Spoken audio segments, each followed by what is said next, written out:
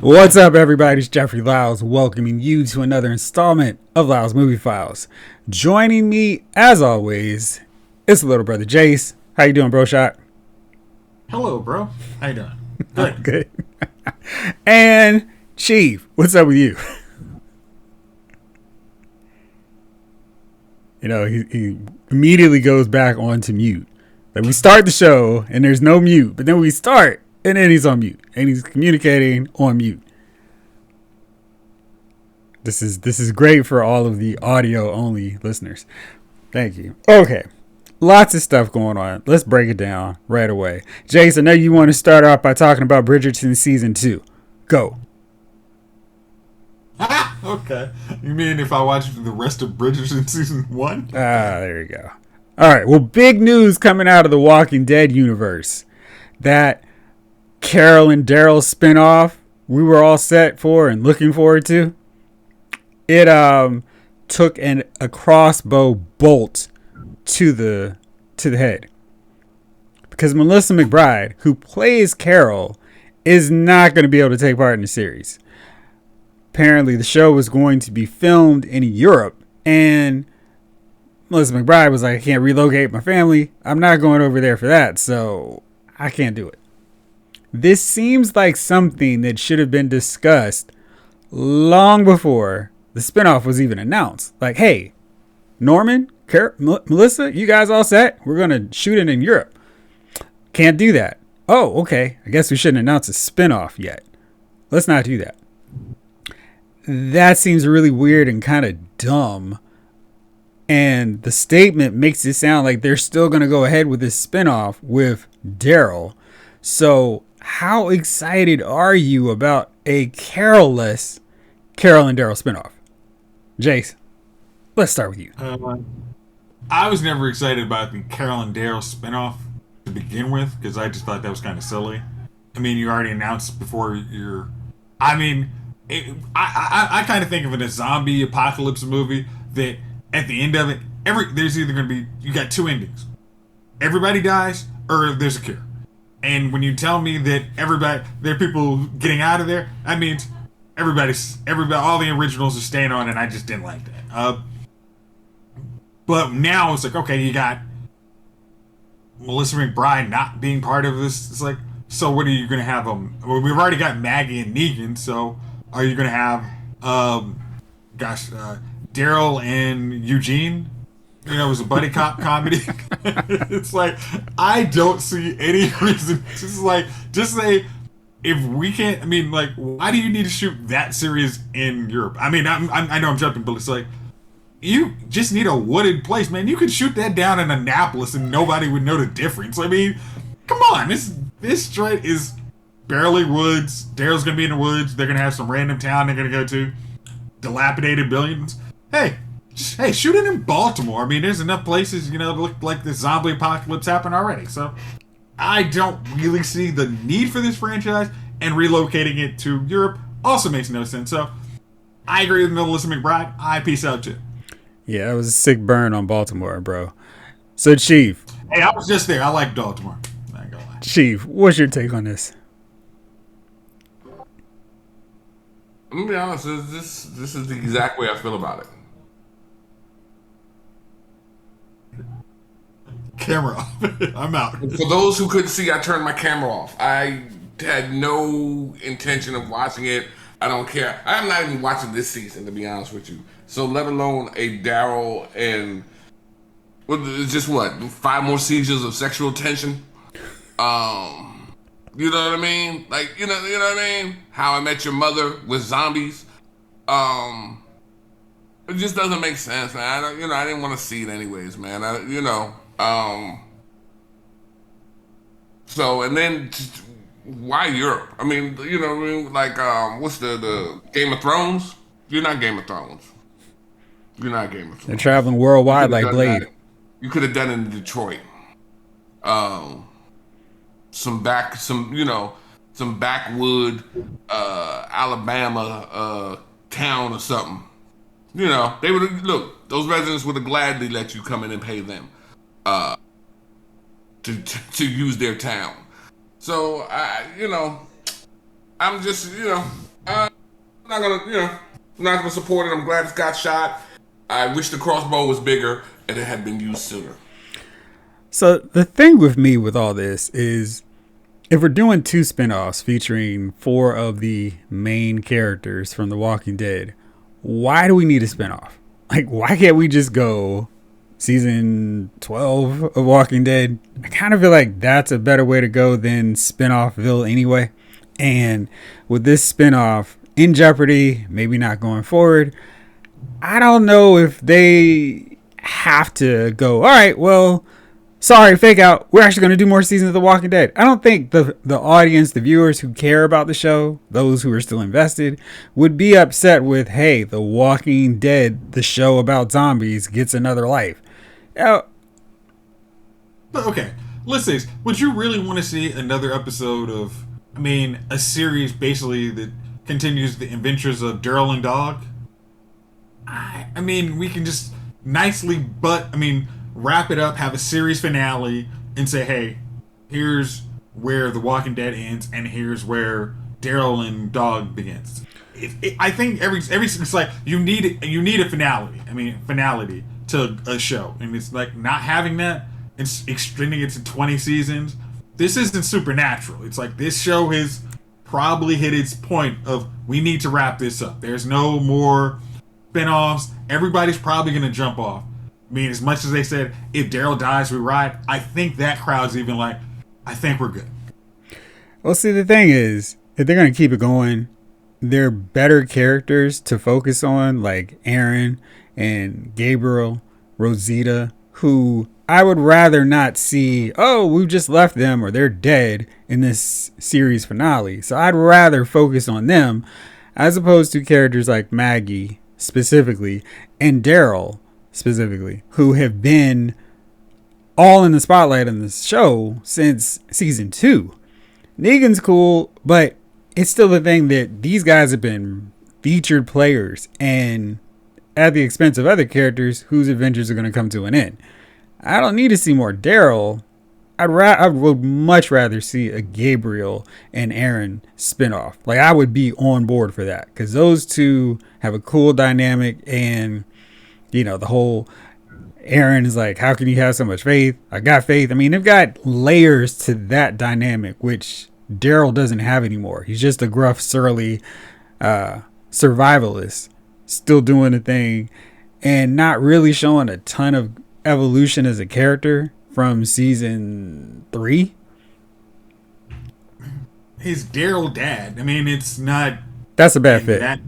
Yeah, it's like that's not a good word. Daryl dad cop. It's like, but you have Rosita and what's his name? Rosita and what's this guy's Gabriel. Like Gabriel and Aaron, like those you can actually see every time they actually get a spotlight. It's like there is a layer. Like I said, there's a layer to it that's like, oh, what have y'all been up to? Like we just kind of have to fill in the blanks. So it's like, why is Gabriel and Aaron hanging out doing that? Why are they the ones that our big Commonwealth wants to get integrated into society? We know they're actually competent, but you could always have Gabriel trying to find his religion, like kind of using that as a overall subplot, and Aaron trying to make communities actually better. He's an optimist trying to work through Gabriel, and hey Gabriel, how do you deal with being fatherhood or pastor? It's like there's some, and it's still zombies. That would be more interesting than Daryl. Okay, I'm gonna shoot a zombie in the head.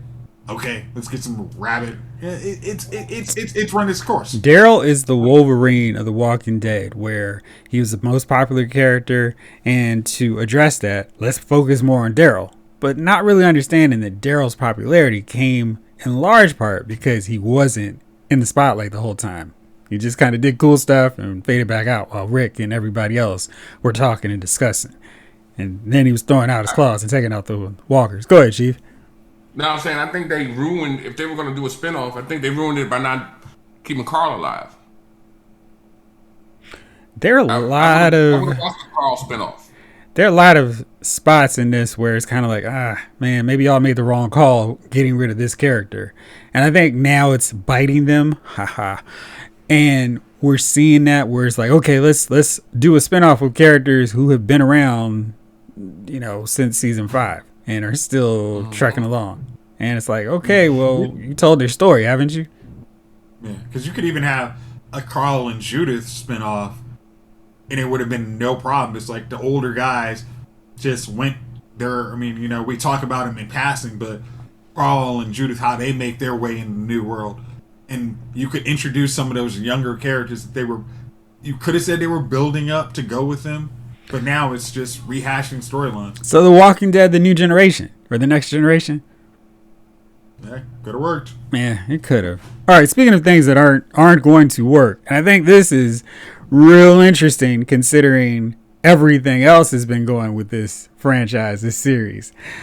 Justin Lin announced that he will no longer be directing Fast and Furious 10. He's going to stay on as a producer and all that good jazz. But apparently there was the infamous creative differences. Should I immediately read that into Vin Diesel's ego got too big for him to sit in the same room with Justin Lin? I kind of feel like that could be the case. But what do you guys think? Because I love Justin Lin. I mean, the dude has delivered the best Fast and Furious films in the franchise. And I'm kind of like, that's not a good sign. And they're supposed to start shooting 50 days from now. Chief, do you care about this great director leaving the franchise? Or are you thinking it's Fast and Furious and doesn't matter? It's the last one, right? Nah, they're doing 10 and 11. They're doing them kind of back to back. Wait, hold on. So this one will be which one? This is 10. And then there's another one after this? Yeah, man. I think they're shooting them back to back, right? Yeah.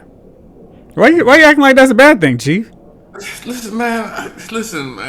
They went to space. Maybe they'll fight some like zombies in this new one. Space. I mean, dude.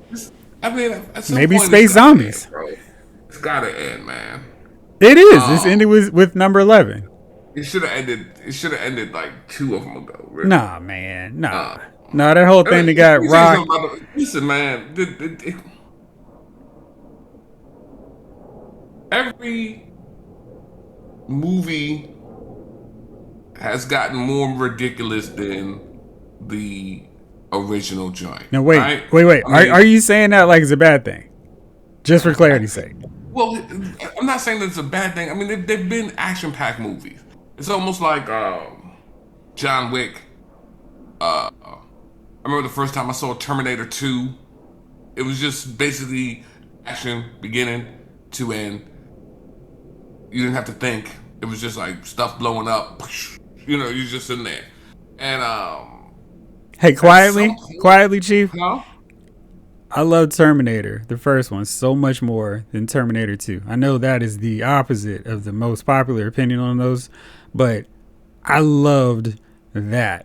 And I was kind of like, okay, this is just more action or whatever. But the first one had like a sci-fi thriller horror feel to it, where it's like the dude's coming slowly like a horror movie villain.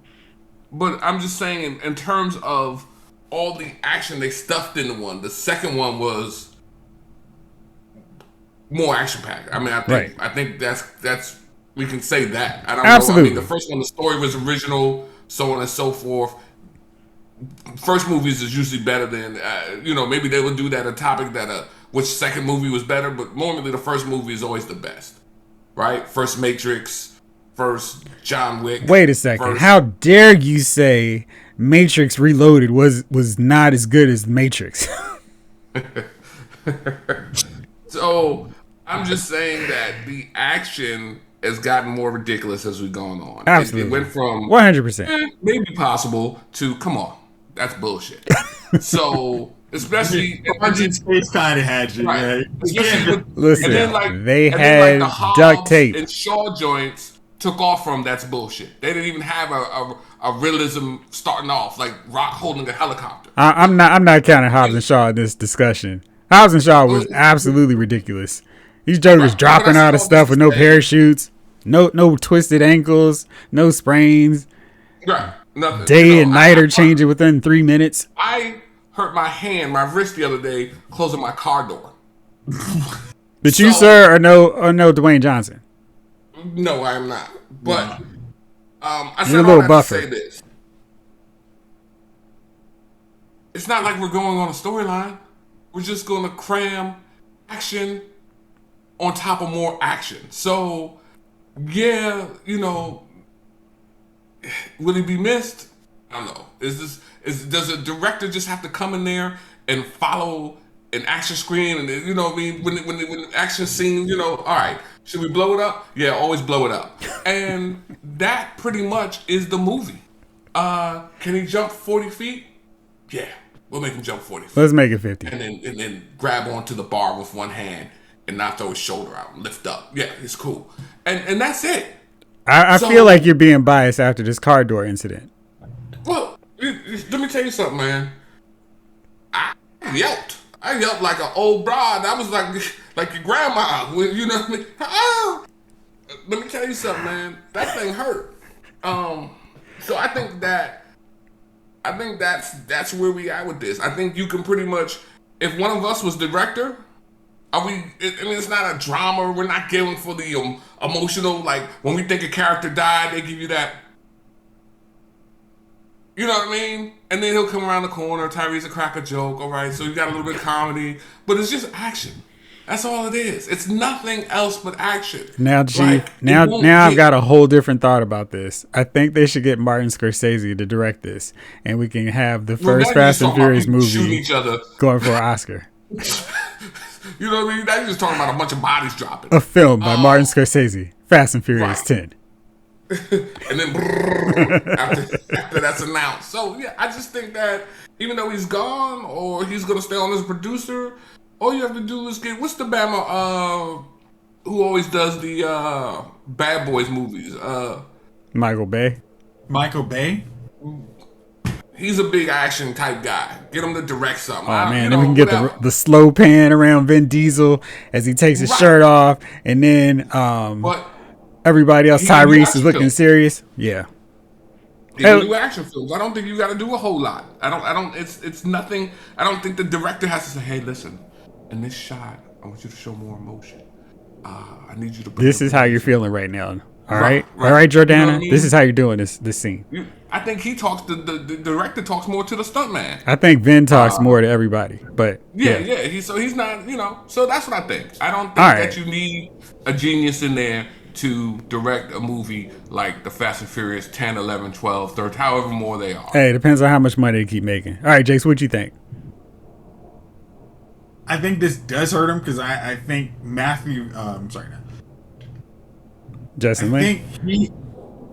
Justin Lin, you said Matthew. Yeah, I think Justin, he kind of, when everybody was complaining about, Tokyo Drift is the worst movie ever, he kind of nah, I got this. I'm making this part of a story. It's gonna wove in with the rest of it, and he did a great job.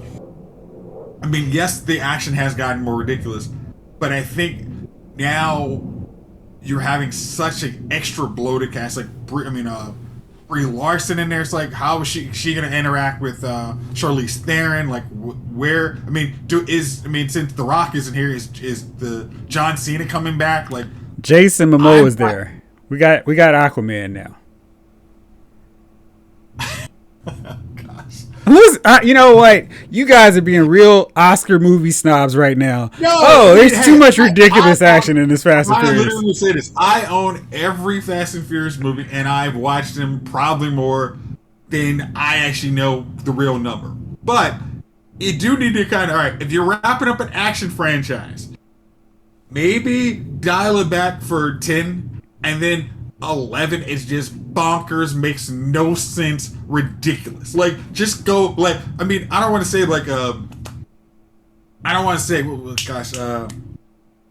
the vampire movie, Twilight. I don't want to say go Twilight, everything's all nice and neat for Twilight Part 1 for now, and then it's next you get Breaking Dawn, and it's just all ridiculous, makes no sense, and then it's all fake out.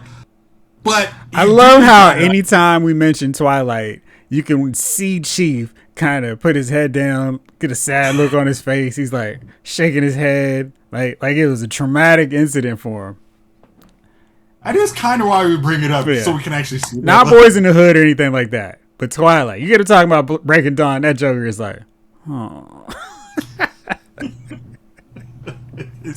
it's but I think you do need to kind of what is the story, because I'm going to truthfully have to look at the last one to see what is the end game of this. Like, is it still to get the God's Eye? I thought God's Eye was done, but it is. Do we have God's Eye .2?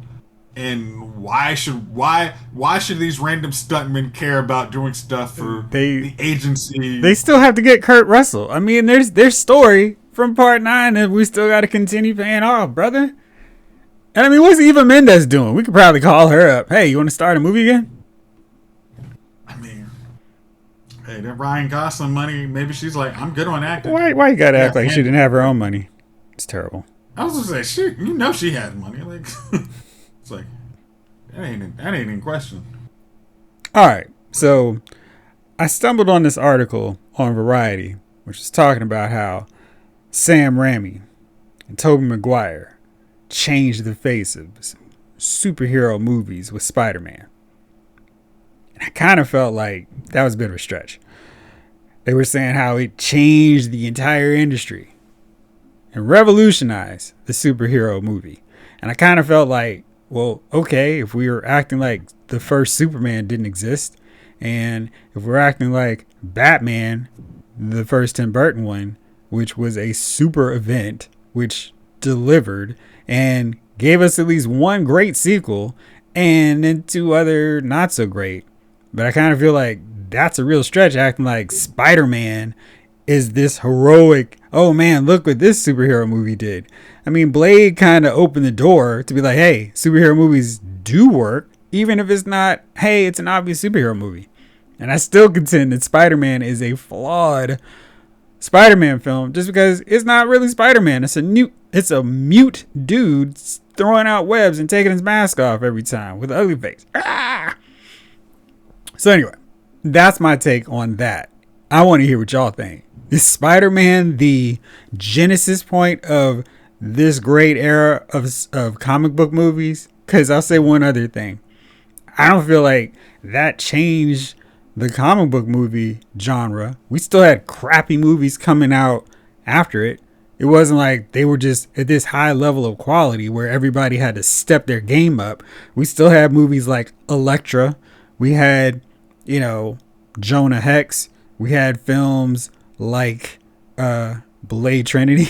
We had, which I like, but people hate on. We had. I'm sorry. No. You can't say that with Drake. No. You can't say he did suck. But I like Ryan Reynolds talking trash, which always works for me in a movie. We had the 3 X-Men films, and I'm not saying they were all bad, but definitely that last one sucked. We had the Fantastic Four movie with people who were like, nah, this ain't great. It's not like Spider-Man changed everything. It just meant we had a lot more superhero movies coming around. I can't agree to that because it's like Blade is literally the movie that saves Marvel, which comes out with a good sequel, and I'm gonna let you slide on that whole Trinity one, but it's like that literally keeps Marvel's doors open. It's like, how can that is the genesis of modern day comic book movies. Like, if you, I literally just watched Superman. It is still a great movie to me. I love that movie, but it's a very different era. Blade is like R-rated, shows you like, hey, when everybody's like, oh, we want some movie realism. It's like, we gave you a comic book vampire fighting another comic book vampire in an R-rated movie. It works. It makes money. Mm-hmm. All of these things. It's like everyone wants to laud on like the Dark Knight and Batman. So it's like Blade already did it with an R-rated. Like it didn't dumb it down to PG-13 to have a wider audience. It gave you exactly what Blade should be. I will say, because you mentioned it, that Christopher Nolan took the genre to another level with Batman Begins, where it was, all right, we're not doing this Marvelized, this whack Sony Fox version of comic book movies anymore. I'm making everybody else step their game up, or their films aren't going to be considered good comic book movies anymore, which is why Green Lantern suffered so much, because it felt like one of those Spider-Man X-Men era comic book movies, not anything that was reflective of what Christopher Nolan had raised the bar up to. Okay. But if we're gonna say that Spider-Man is the genesis of modern day, that's why I'm like, if you're gonna say, I mean, I know you have to kind of forget about Superman, the Quest for Peace, and then go from there to modern comic book movies, because that is a very, I mean, but you have to also forget about the Batman movies Batman Returns. Like, those are really good comic book movies. And then you have that chasm where there's not that many comic book movies. But Blade, to me, Blade is still here is bankable, not household name superhero that can actually get people to the theaters. And I think that's where I stand. Chief, what do you think? Blade 1 and 2 was awesome. Yep. That's just. Matter of fact, I watched Blade 2 last night just because it was on Netflix. I said, "Damn, I'm gonna go ahead and watch this thing." And it's great. I kind of want to say I see where it goes. Like, I feel like the success of Superman's made it so people knew you could make a comic book movie.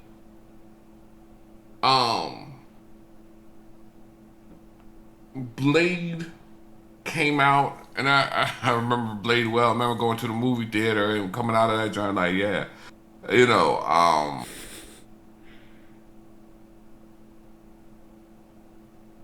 So I don't. It's almost like Superman was an era. Nothing happened for a while. Blade came out, kind of was an era. Nothing really hit you for a while. And then they started dropping these comic book movies kind of one after the other. Let's see. I would argue that Batman was the real game changer because they hyped the mess out of that movie, the Tim Burton, the first one. And they made it a summer blockbuster where everyone knew this movie was coming out. The merchandise was all over. I mean, they had Prince do the soundtrack. That was a super event for 89. Like, if you weren't seeing that, you hadn't seen the big movie everybody was seeing. And I wasn't paying attention with Superman, but I assume it was sort of the case. But from Batman, it was like, okay, Batman Returns is great. And then it was a lull until Blade. Now, this Collider article says the best comic book movie each year since Blade changed the game. So Collider's writers understand that Blade was the one that, hey, comic book movies make money. They do their thing. What year was Blade? Blade was, I want to say 99. 90 what? 99. It was a few years before, I think Spider-Man was 2002. I'm sorry, it was 98. So the first Spider-Man was 2002. Yeah. But that's my point though. So the Batman movie came out in 89, right? Yeah. So Superman came out in 78, somewhere in there. Yep. Nothing. Right. Then the Batman movies came, nothing. Then the Blade movie kind of came. Well, Chief, in fairness, there was Supergirl. So we probably shouldn't gloss over Supergirl. I mean, let's listen. And I saw some of Supergirl at the time. I remember seeing it, and I remember walking away liking Helen Slater, right? But hating the movie. Yeah, the movie it wasn't a great movie. She was a good Supergirl.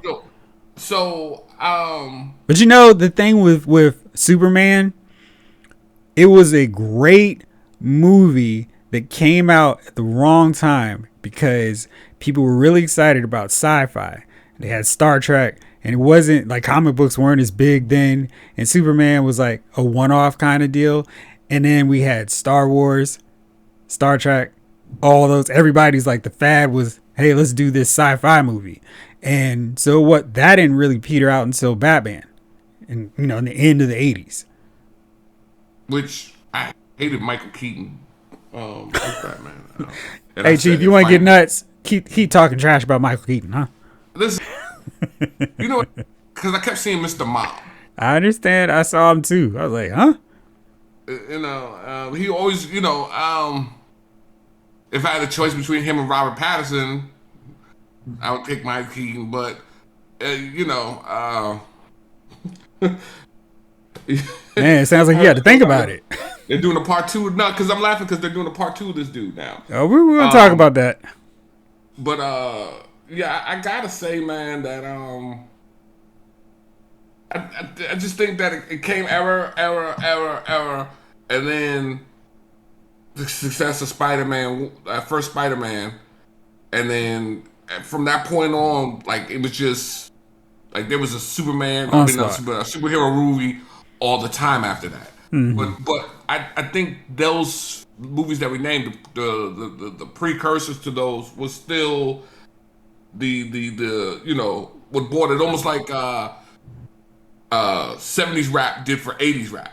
You know what I mean? And then you got here artists here, they were disco rappers, and then we got into the LLs and the Big Daddies and the Kumo D's, and then you know what I mean? Classic rap.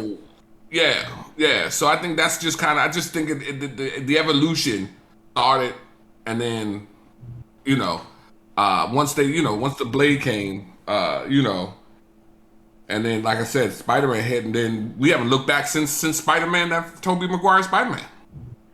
There's always been something now. It has, and I'm trying to figure out because by the time Spider-Man 3 hit and the third X-Men, people were like, I don't know, this Joker seems like it's about done. And that's why I think Batman Begins and Iron Man proves so important to the sustaining of the comic book genre in terms of being successful, reliable, bankable Hollywood projects. I mean, because that third Spider-Man, people were like, nope, and no. And the third X-Men, I was sitting in the back of the theater with Jayce. This movie's trash. I'm over this. They killed my boy Cyclops. Let's leave. No, we should stay so I can finish reviewing it. But it was almost as dire as the point where Superman Quest for Peace was, where the Batman and Robin joints were, where it was like, these are overexposed. We've got too many of these comic book movies. They're bad. People aren't responding to them. You had the Fantastic Four sequels that people were like, I don't know. People didn't like Daredevil. People didn't like so many of them. Steel, Elektra. Nobody was like, we need more comic book movies. Yeah. And I was like, let's go watch The Punisher. Yeah, like the Punisher movies. Like, there were some decent films in there, but it wasn't like Hollywood was, we've got to keep this thing going. When Batman Begins came out, it was basically a reset where it's like, okay, we flushed all these crappy superhero movies from your memory. We're going to start fresh, take it to a different level. Christopher Nolan's this visionary filmmaker. He's going to make the genre more respected. And then go ahead.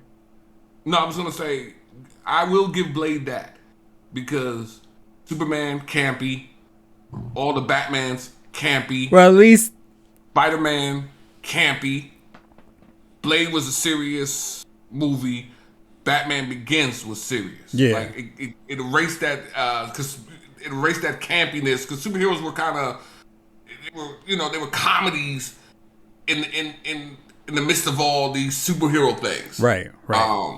And I think Blade, I will give Blade that that first one not being a comedy in there. Nothing silly happened. Yeah, they weren't embarrassed. They weren't embarrassed at the fact that they were making a movie about a comic book character who's a half human and half vampire. What you were saying about Batman Begins, which came out and it was real content, like you know what I mean? Right. Yeah. Because there was always that thing before where it was like, from the start of the first X-Men movie, well, let's not make this too embarrassing. Let's dress them up like they're coming out the Matrix. And it was like, what are you doing? That's the Matrix. Why are you making them all this black leather? It sucks. And Batman could cheat because I would just put him in a black suit with a bat on the front and pointy ears, and people would be like, okay, that's Batman. And I think Iron Man really shifted things because it was, oh, shoot, there's no compromise. They're not doing some rinky-dink thing here. And this trailer is showing him in a red and gold suit of armor. Oh, okay. Where I felt like Spider-Man, they were still real hesitant to do the full Spider-Man. And some of that was, we're not going to have him make jokes like this. We're just going to have him be serious, quiet, and full of pathos and drama. And I'm like, you're still embarrassed to make a comic book movie. And Green Goblin's outfit looked stupid, campy. It was just like weird. It's like, what are y'all doing? And I think, so that's where it was like, to me, Iron Man was the first one, was like, nope, we don't care. It's a comic book movie. Deal with it. And I think that shifted the mindset so much, where it was like, oh, okay. Yeah, this dude can run around in a blue and star-spangled outfit with a shield that comes back to him. Okay, we'll go along with it. This guy's throwing a magical hammer. Yeah, all right, that works. He's got muscles, so sure, whatever. And then the avalanche just kept rolling from there. But I feel like Blade was unapologetic a comic book movie. And, this is a character, and we don't have to dumb him down. His black leather outfit, and Wesley Snipes made him cool. Spider-Man wasn't cool. Go ahead, Chief. You're on mute. No, I'm saying that's why 3 failed, because it went back to that silliness. It had a terrible villain. I mean, that was the main thing. It had an awful villain. The plot was awful, and then it wasn't focused on Blade anymore. Yeah, he was a background character in the movie. Like, they wanted to make Blade, but really they wanted to make it about what was that group's name? Man, they had a name for it. Nightwalkers or something. Yeah, the Nightwalkers, something like it was. Yeah, it was this group, and they had spinoff in their heads. Much like Die Another Day had. Exactly. Let's focus on Jinx so we can get that Jinx spinoff. Where it's like, you got to focus on your movie. On them without Snipes. Yeah.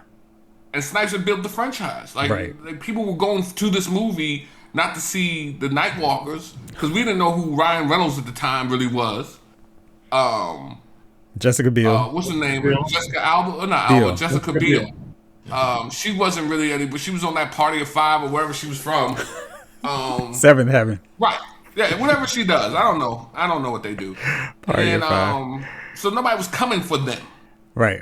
You know what I mean? And then it's Ryan has that humor about him, which was cool, but it was just it was cheesy. They made it cheesy. They made Dracula kind of like he was. He wasn't he sucked, and not the way you want Dracula sucked. He was just terrible. Dracula should have been the biggest, baddest dude that Blade ever fought, and he literally was like the dude from Part 2, Mimic, was a better so much vampire better. than. Yeah, I mean, that was a big problem with Blade 3. It was like, you got the original vampire and you made him less than Mimic. That was a big problem. Maybe the problem was Blade Trinity there's no way it could be as good as Blade 2, which was great. Because that was like, yes, this is what we want from Blade. More of that. And then we got like something that wasn't. It was stupid. I'm glad that and now I guess they could make another Blade, but I heard, what's the name? Mahershala Ali. Mahershala Ali. Mahershala. I don't know. Whoever. This guy. Cottonmouth. Yeah. You know what I mean? But I think they could have really, technically, they could have had Wesley, man, an older Blade, because they said Blade ages like a regular human. So quietly, Wesley would have been just fine as Blade, but they have to deal with this thing of, okay, let's go forward. And can we get 5 movies out of Wesley? Maybe, maybe not. But since they've done this multiverse thing, we could potentially see a Wesley Snipes Blade team up with a Mahershala Ali Blade at some point down the road, because everything's wide open now. And that would be cool. So maybe that's how we get it. That would be good. Well, Chief, you mentioned it, so let's get into it. Because Jayce finally broke down and decided, yes, I will watch The Batman. He was the last streaming viewer that they needed. Warner Brothers has announced they are doing The Batman 2. Matt Reeves is coming back as director because he's not working with Vin Diesel. And Robert Pattinson, of course, will be back as the Batman. Hopefully with a little bit more sense about if someone's aiming a gun or a shotgun specifically at you to move. And that's it. That's all we know so far. How excited are you about this, Jayce? I'm sorry. I just watched The Batman, which everyone said was the greatest Batman ever. Oh my gosh. Ever. Revolutionizes superhero movies. Comic books movies are never going to be the same. Until I watched the dang thing. It was like, seriously, did you guys zip out that last hour of that movie? It sucked. Like, there's no way you can say this is good. The last hour sucked. Like, when you saw Riddler go to jail, you're like, all right, we're wrapping up. No, we've got 40 minutes of absolutely nothing to go through. Like, are you guys kidding me? Like, you guys just, like, pieced out, like, okay, I saw all the characters introduced, and then I left and said it was great. Like, come on. Like, no. Only thing was missing was him going, "Where is she?" when he was talking to Riddler. I mean, and how many? I'm sorry. If anybody can explain why Catwoman is into Batman, I'll sit here and wait because none of y'all can explain it. Because it's not because she thinks he looks good. She can't see the dude. Like, it's a dude in a mask. Like, he's as comical as everybody else. Like, no, it's like she got over her partner's kidnapping and like, oh man, she's dead. Guess I like dudes again. It's like, no, you don't have to have care with that. That was stupid. Like, I'm sorry, I'm on my tangent because I literally just watched it this week and I'm like, oh, I want to see this. Oh gosh, this is 3 hours of my life. I cannot get back. To see a second version of this movie, I hope they give Robert Pattinson some actual lines as Batman. I mean, as Bruce Wayne. Yeah. I hope he stops treating Alfred like a complete throwaway dude who actually solves all his, the actual detective work, and Batman's just, oh wow, thanks. You're not my father. Like, you're not my daddy, Alfred. I'm gonna go spray paint some more on my floor here so I can figure out how to crack this clue. It's like I'm actually my driver. Alfred just sits at home. What? For what? I just want to see, like, give me a Batman movie. I don't want to see Joker, even though y'all tried to tease him at the end of that movie, and then you had deleted scenes of Joker. I don't want to see another Joker. Like, it's like, do I think this guy, whoever was Joker, is going to be good as the last 2 people who did Joker? No. I don't. It's a hard ask for the dude to do.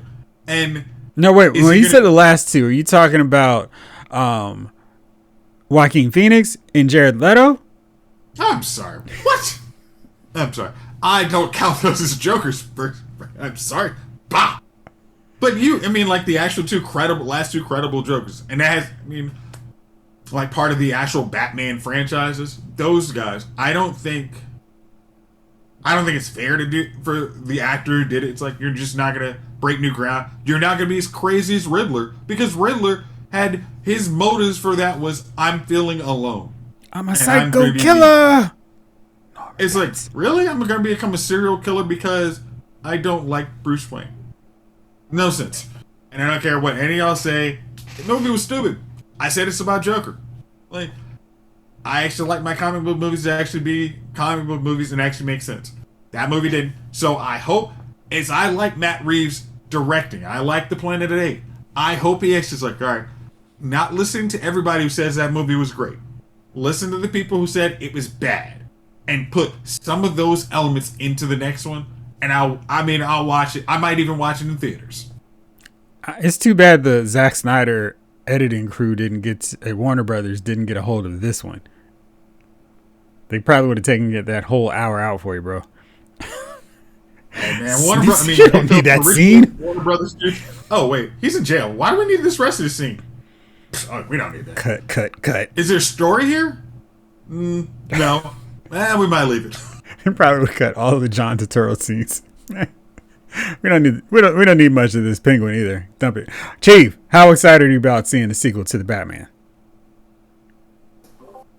About as excited as I was to see this first one here.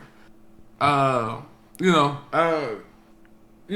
about the lightweight Batman, the lightweight Catwoman, and then like the dirtiness of Bruce Wayne, right?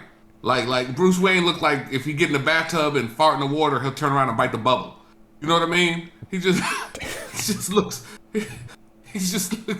dirty, man. He just something about him just looks. You weren't feeling hobo Batman. You know what I mean? Just grungy as a mug. You know what I mean? He was rocking that Nirvana though. It just listen, man. And I get it. we're now opening up this alternate universe thing so that if a movie is bad or it doesn't make sense, we can someone's always there to say, hey, it's the alternate universe.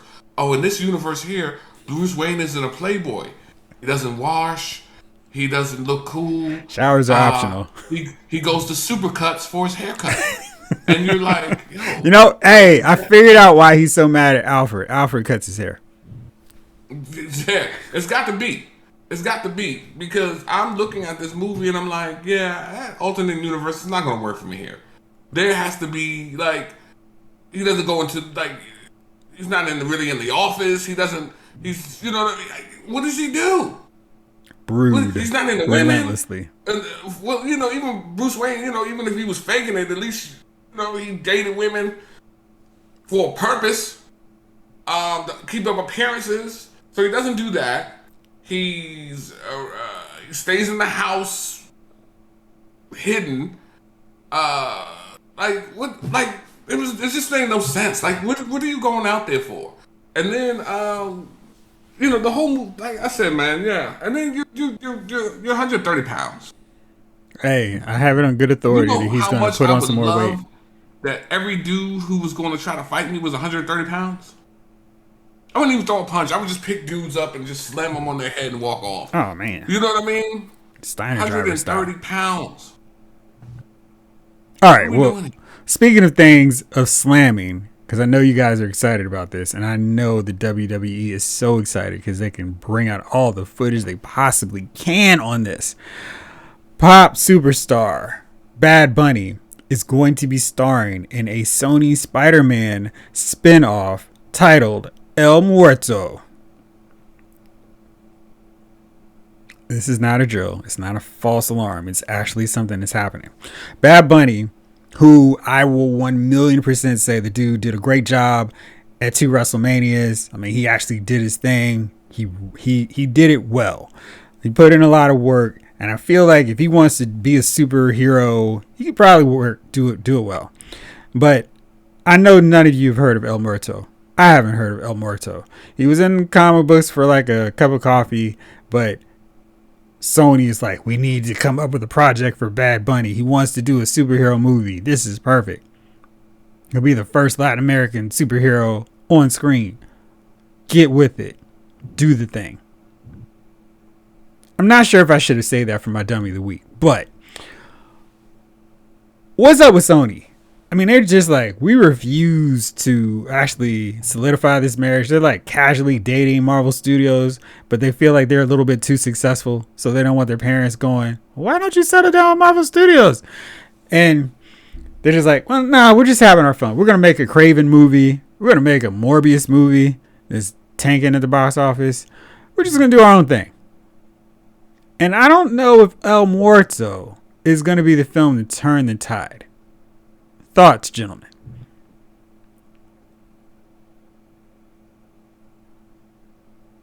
Oh, now you're quiet, bro. Oh, Chief, he wants you to go first. Sorry. No, listen. I have nothing. I first of all, I don't even watch wrestling, so I know who Bad Bunny is. I've heard of him. There you go. You know. If you want to do a project, do a project. You know what I mean? I don't know. Yeah, okay. I can't say that. Okay. You know, I'm not one of those, you know what I mean? Just because you want to make a movie doesn't make the movie good. Well, I don't know. But whatever you want to do, you got the money, you got the people backing you. Do your thing. All right. All right. Isn't Marvel coming out with the, isn't Miss Marvel Latina? No, she's Muslim. On this new one? She's Muslim. I thought that was... I thought she was on the new one coming out to Disney Plus. She's Muslim. Oh, she's Muslim. Okay. All right. Well, I mean, go ahead. You know, I mean, who's the character he's supposed to be making, or is his own character? Oh, well, he's basically a new character. You know, is there a big Latino cry for their own superhero? Absolutely. Well, then there you go. We should probably have They had should one go by ahead now. and make it. If the people want it, give it to them. All right, Jayce, what do you think? It's not the DC way. Jayce, what do you think? I don't know. It's one of those. I don't know anything about the character. You have a blank slate for your character. Bad Bunny is a charismatic dude. I listen to his stuff. It's good. Him actually is a wrestler. So he's got the physical. He can learn how to do some physical stuff real good. It's a blank slate. I mean, as long as you don't let kind of the Sony writers kind of, here's what we got for you. You kind of need to flesh that through with somebody else and be like, do you think this is good to actually go forward with this project? If you trust your advisors and say, hey, this can make some money, it'll be good, and some good representation, go for it. I'm with it. The good thing about El Muerto, though, in all seriousness, is he's such a blank slate, like you said, that comic book historians, fans won't be like, what are you doing? This is not how you should portray El Muerto on the big screen. So maybe that's something that'll work. And maybe this will prompt them to do original films with characters that are so far beyond the high profile of most Spider-Man characters that people won't care and will just watch it because of whatever. All right. Well, that's it for me. It's that special magical time. Gentlemen, who are your nominees for Dummy of the Week? Jayce, why don't you go? Me. Okay. So I'm gonna say once again, this is an old throwback, that my dummy of the week is me. For actually caring 2% about the idea of a Robotech live action Robotech movie.